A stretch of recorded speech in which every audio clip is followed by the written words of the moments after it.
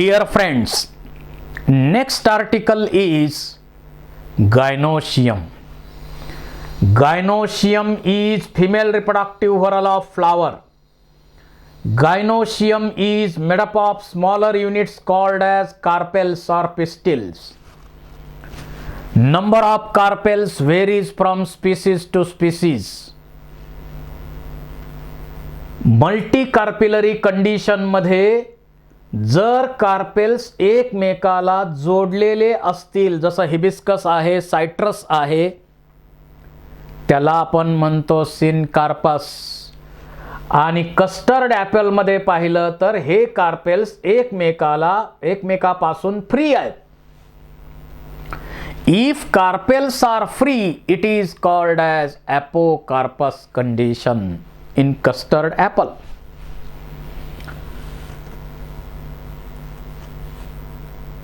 जर carpels fuse असतील तर सिनकार्पस आणि फ्री असतील तर ॲपोकार्पस कंडिशन आपण म्हणतो. Each pistil or carpel consists of three parts like stigma, which receive the pollen grains at the time of pollination, allow the germination of pollen grain. Style: raise stigma at proper height, guide the pollen tube, and ovary produces ovules. Inside the ovary is ovarian cavity or locules in which placenta is present. आणि त्याच प्लासेंटावरती जोडलेले असतात, त्यालाच ओव्ह्यूल्स. Number of ovules in ovary may be one in wheat, paddy, mango, or many in papaya, watermelon, orchids, etc. ओव्ह्यूललाच आपण मेगास्पोरॅन्जियम म्हणतो. या ओव्ह्यूलचे forms अनेक आहेत. आता इथं हा फ्युनिकल आहे, हे मायक्रोपाईल आहे. जर मायक्रोपाईल फ्युनिकल एका स्ट्रेट लाईन मध्ये असतील, म्हणजे असे असतील ओव्ह्यूल्स, तर त्याला आपण म्हणतो ऑर्थोट्रॉपस ओव्ह्यूल्स. त्यानंतर जर इन्व्हर्टेड असेल ओव्ह्यूल, असा इन्व्हर्टेड असेल, उलटा असेल, 180 डिग्री मध्ये तो असा उलटा झाला असेल की ज्याच्यामध्ये फ्युनिकल आणि मायक्रोपाईल एका बाजूला येतात, त्याला आपण म्हणतो anatropous or inverted ovule. This is the most common ovule in angiosperm. 80-82% plant families मध्ये ॲनाट्रॉपस ओव्ह्यूल आहे. ॲनाट्रॉपस ओव्ह्यूल आहे. इथं ॲनाट्रॉपस ओव्ह्यूल. त्याच्यानंतर हेमी ॲनाट्रॉपस आडवा, त्यानंतर ॲम्फिट्रॉपस ज्याच्यामध्ये एम्ब्रियो सॅक कर्व्ड दिसतंय आणि दोन्ही पार्ट कर्व्ड दिसत असतील तर कॅम्पायलोट्रॉपस. आणि 360 डिग्री मध्ये जर हे फ्युनिकल रोटेट होत असेल वॉच स्प्रिंग सारखं, तर त्याला म्हणायचं सर्सायनोट्रॉपस ovule. These are various forms of ovules, but most common form of ovule is ॲनाट्रॉपस ovule. म्हणून इथं आपल्याला जे स्ट्रक्चर स्टडी करायचं आहे ते ॲनाट्रॉपस ओव्ह्यूलचं आहे. ओव्हल शेप आहे. यामध्ये ओव्ह्यूलचा स्टॉक आहे, त्याला आपण फ्युनिकल म्हणतो, आणि ही आहे ओव्ह्यूलची बॉडी. यामध्ये बेस जो आहे ओव्ह्यूलचा त्याला चलॅझा म्हणायचं, आणि इकडं इंटिग्युमेंट कव्हरिंग नसलेले इंटरप्टेड पार्ट आहे, मायक्रोपाईल छोटंसं ओपनिंग बनतंय, त्याला आपण मायक्रोपाईल म्हणतो. इथं मेगास्पोरॅन्जियम म्हणजेच न्यूसलस टिश्यू आहे.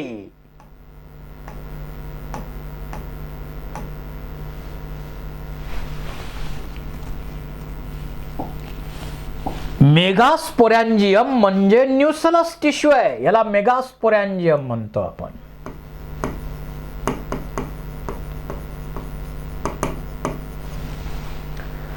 त्याच्यावरती इथं कव्हरिंग दिसतात, त्यांना म्हणायचं integuments. Generally 2 integuments are present in angiosperm, outer and inner. जर 2 इंटिग्युमेंट असतील तर मायक्रोपाईल बनवण्याचं काम इनर इंटिग्युमेंट करणार. काही प्लांट मध्ये एकच इंटिग्युमेंट असतं, त्याला युनिटेग्मिक म्हणतो. इथं 2 आहेत, बायटेग्मिक, आणि बायटेग्मिक कंडिशन कॉमन आहे एंजिओस्पर्म मध्ये, मोस्ट कॉमन आहे.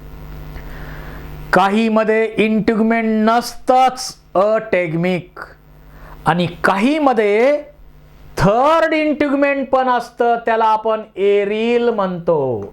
So aril is a sort of third integument. It is a sort of third integument.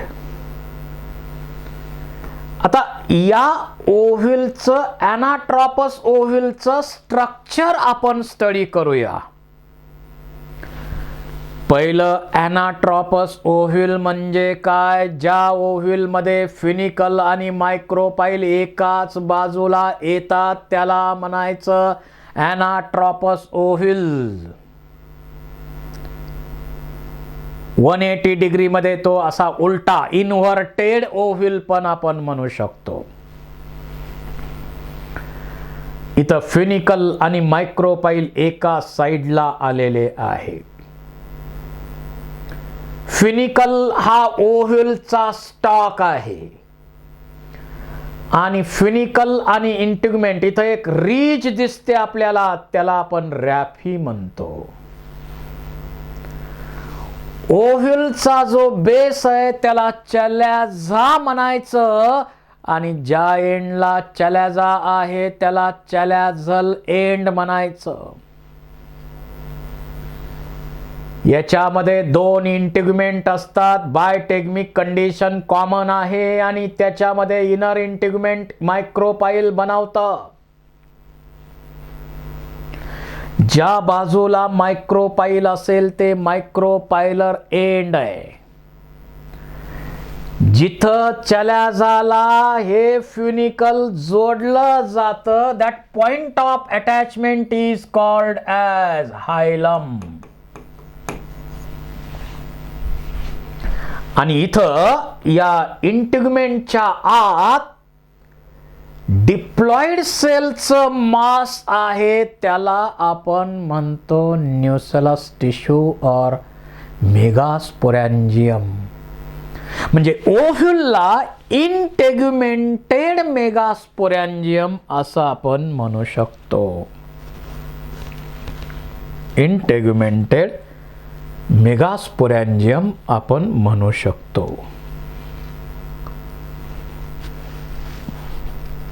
आता ही डायग्राम आपल्याला NCERT मध्ये दिलेली आहे. आपण मगाशी अशी काढली आणि ही अशी काढलेली आहे, बाकी काही फरक नाही आहे.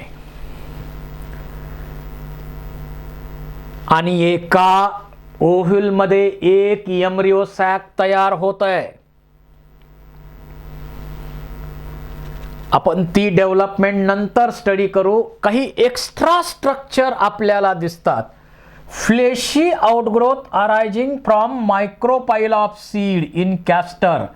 असं कॅस्टर मध्ये शुगरी कंपाऊंड्स असलेलं स्ट्रक्चर कॉरॅन्कल आपण म्हणतो. Aril sort of third integument in pomegranate. डाळिंबामध्ये थर्ड इंटिग्युमेंट म्हणजे aril is a sort of third integument असं आपण म्हणतो. त्याचबरोबर ऑप्टुरेटर, काही प्लांटमध्ये पोलन ट्यूबला गाईड करण्यासाठी ऑप्टुरेटर तयार झालेलं असतं. असे काही एक्स्ट्रा पॉइंट त्याच्याविषयी माहीत असावेत. आता या ओव्ह्यूलमध्ये हा न्यूसलस टिश्यू आहे. या न्यूसलस टिश्यूच्या सेल्स पैकी मॅच्युरिटीच्या वेळी या ओव्ह्यूलची किंवा याची डेव्हलपमेंट कशी होते बघा. डेव्हलपमेंटच्या वेळी इथं एक आर्चिस्पोरियल सेल, ओव्ह्यूलची डेव्हलपमेंट कशी होते. आर्चिस्पोरियल sale, it divides by periclinal division to produce two cells, primary parietal cell and primary sporogenous cell. Primary sporogenous cell. यापैकी प्रायमरी परायटल सेल पासून बनतो न्यूसेलस आणि प्रायमरी स्पोरोजिनस सेल पैकी ती एकच सेल आहे that acts as a megaspore mother cell. Diploid megaspore mother cell इथं बनते, एकच आहे इथं. आणि या मेगास्पोर मदर सेल मध्ये मिओसिस नावाची डिव्हिजन होते आणि 4 मेगास्पोर तयार होतात. या प्रोसेसला म्हणायचं megasporogenesis. Single diploid megaspore mother cell undergo meiosis to produce 4 unicellular uninucleate non-motile haploid megaspores. Linear असेल, tetrahedral, isobilateral, T shaped, inverted T, अनेक अरेंजमेंट आहेत, पण त्याच्यापैकी सर्वात कॉमन अरेंजमेंट आहे लिनियर टेट्राड. तर मेगास्पोरोजिनेसिसची प्रोसेस या ठिकाणी अशी होते. आणि या मेगास्पोरोजिनेसिसच्या प्रोसेस नंतर फिमेल गॅमेटोफाइटची डेव्हलपमेंट अँजिओस्पर्म मध्ये होते. जे 4 मेगास्पोर तयार झालेले आहेत, 1 2 3 4 मेगास्पोर तयार झालेले आहेत. Out of 4 megaspores in most of the plants 1 megaspore remains functional. हे 3 मायक्रोपायलर मेगास्पोर डिजनरेट होतात. 3 मायक्रोपायलर मेगास्पोर डिजनरेट आणि 1 चॅलाझल मेगास्पोर फंक्शनल राहतो. हे 3 डिजनरेट होतात. एकालाच न्यूट्रिशन भरपूर द्यायचं आहे, नरिशमेंट भरपूर करायची आहे. 3 डिजनरेट झाले, एकच फंक्शनल राहतो आणि त्याच्यापासून फिमेल गॅमेटोफाइट बनत असेल तर त्याला आपण म्हणतो monosporic type of development. And monosporic development is common in most of the angiosperm. 70 to 80% plant families show monosporic development, polygonum type of development studied by Strasburger. So it is common development. काही प्लांटमध्ये 4 मेगास्पोअर पैकी 2 degenerate होतात आणि 2 functional राहतात, अशी development आहे, त्याला आपण बायस्पोरिक म्हणतो. आणि काही अँजिओस्पर्म मध्ये 1 2 3 4 चारही फंक्शनल राहतात. आणि नवीन डेव्हलपमेंट जी होते एम्ब्रिओसॅक त्या चारही पासून बनतं, त्याला टेट्रास्पोरिक डेव्हलपमेंट म्हणतो. So development of female gametophyte is monosporic, bisporic and tetrasporic.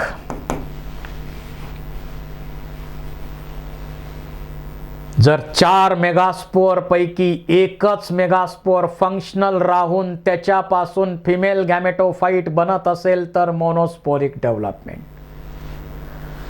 2 functional राहत असतील आणि त्यांच्यापासून फिमेल गॅमेटोफाइट बनत असेल तर बायस्पोरिक डेव्हलपमेंट.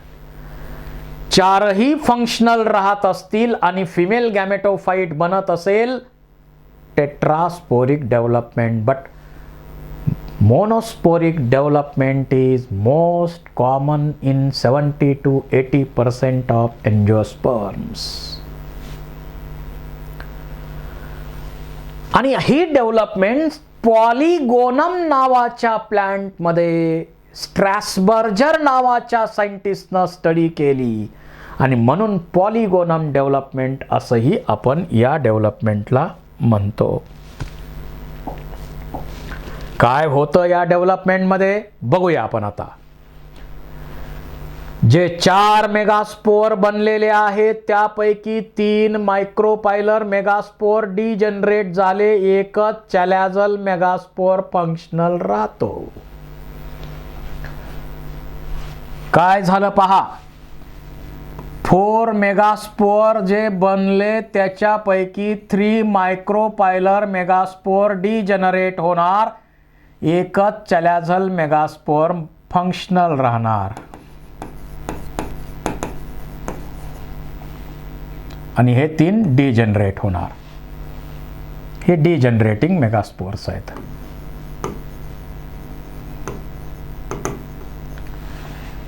त्याच्यानंतर या फंक्शनल मेगास्पोअर मध्ये पहिली फ्री न्यूक्लियर मायटॉटिक डिव्हिजन होणार. 2 न्यूक्लियाय तयार होणार प्रत्येक पोल 1. पुन्हा second free nuclear mitotic division होणार. 4 न्यूक्लियाय तयार होतील प्रत्येक पोलला 2. त्यानंतर तिसरी फ्री न्यूक्लियर 1 2 and mitosis 3. आणि इथं 8 न्यूक्लियाय तयार होतील प्रत्येक पोलला 4. आणि 8 न्यूक्लिएट कंडिशन नंतर, आता मी इथला भाग डिलीट करतो. 8 न्यूक्लिएट कंडिशन नंतर होतं काय, तर इथं 8 न्यूक्लिएट कंडिशन नंतर सेल्युलर ऑर्गनायझेशन होतं, म्हणजे याचं सेलमध्ये रूपांतर होतं.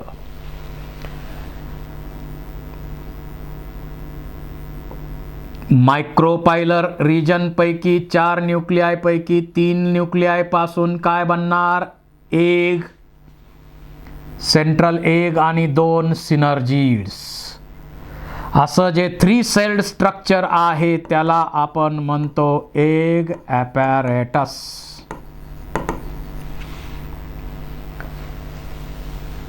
इकडं चॅलॅझल एंडला 4 न्यूक्लियाय पैकी 3 न्यूक्लियाय पासून 3 अँटीपोडल सेल्स तयार होणार.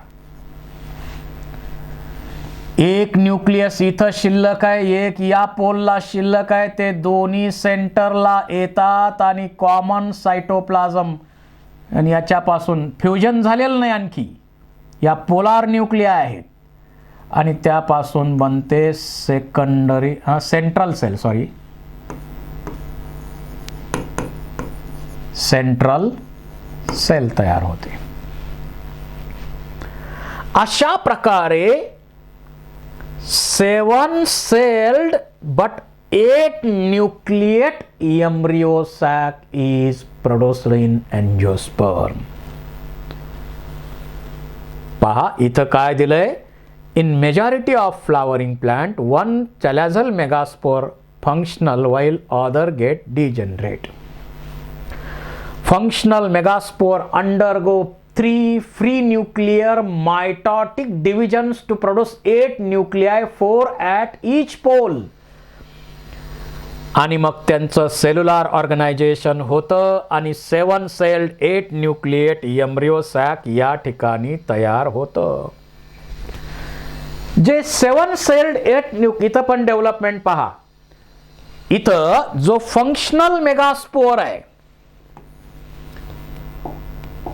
फंक्शनल मेगास्पोर आहे, समजा इथं 4 मेगास्पोर पैकी 3 डिजनरेट, 1 फंक्शनल. पहिली मायटॉटिक डिव्हिजन होणार, 2 न्यूक्लिआय प्रत्येक पोलला 1. पुन्हा सेकंड मायटॉटिक डिव्हिजन होणार, 4 न्यूक्लिआय प्रत्येक पोलला 2. पुन्हा थर्ड मायटॉटिक डिव्हिजन होणार, 8 न्यूक्लिएट कंडिशन होणार, प्रत्येक पोलला 4. आणि सेल्युलर ऑर्गनायझेशनच्या प्रोसेसमध्ये मायक्रोपायलर एंडला 3 celled एग ॲपॅरेटस बनतं, ज्याच्यात 1 सेंटरला आणि 2 लॅटरल सिनर्जिड आहेत. 2 पोलार न्यूक्लिआय इथं एकत्र आलेले असतात, एक इकडून आणि एक इकडून आलेला असतो. आणि त्या 2 पोलार न्यूक्लिआय इथं सेंटरला येतात, इक्वेटरला येतात, कॉमन वॉल त्याच्यावरती बनतो आणि त्यापासून बनते central cell, largest cell of embryo sac, central cell. आणि चॅलाझल एंडला 3 न्यूक्लिआय चं कन्वर्जन 3 अँटीपोडल सेल्स मध्ये होतं. So 7 celled 8 nucleate embryo sac is produced in angiosperm. आता एग म्हणजे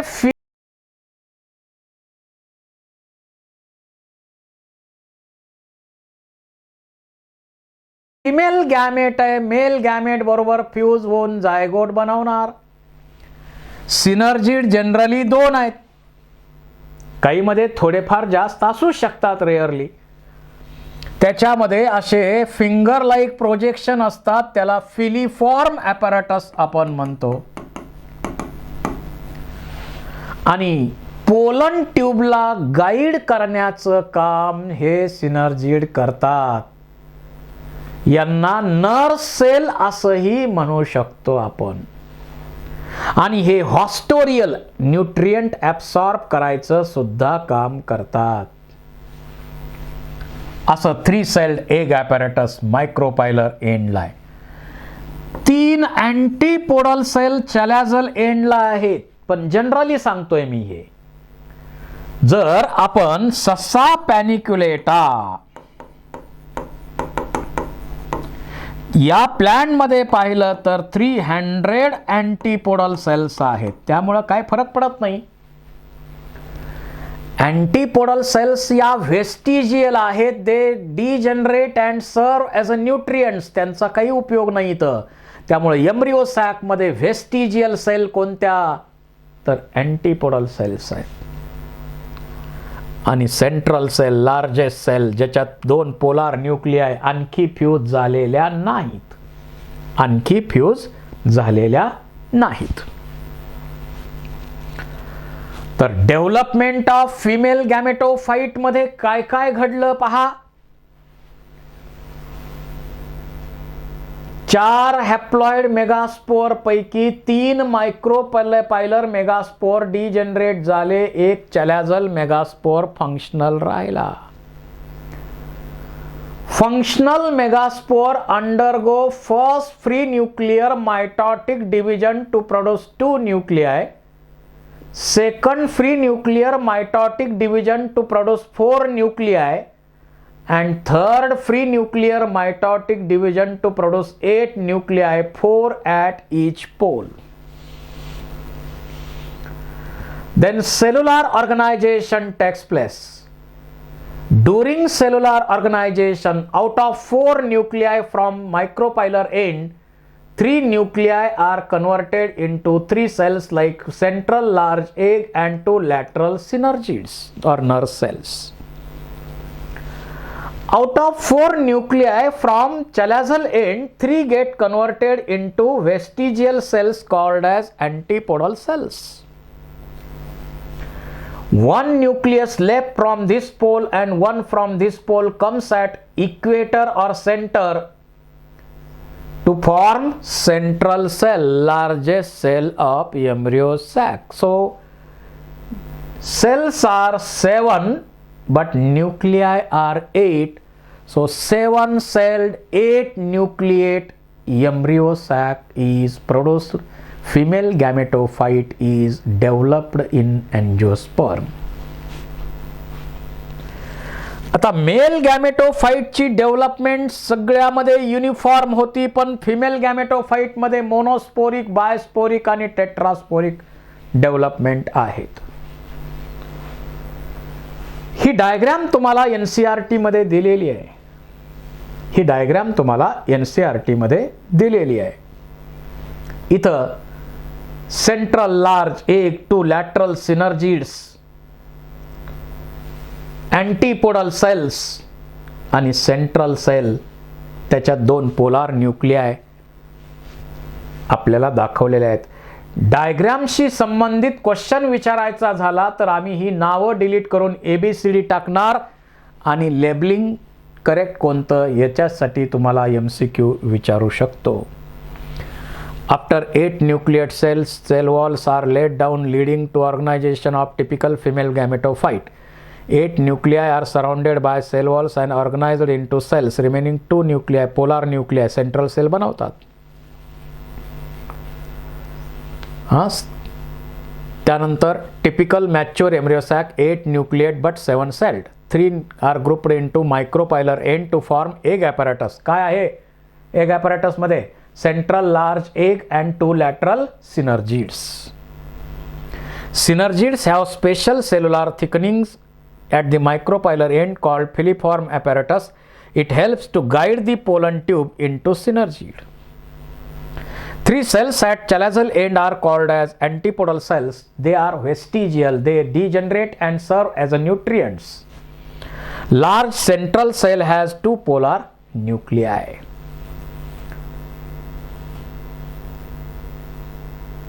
तर एम्ब्रियो सॅक इथं डेव्हलपमेंट पुन्हा एकदा कंप्लीट दाखवलेली आहे. कंप्लीट डेव्हलपमेंट या ठिकाणी दाखवलेली आहे.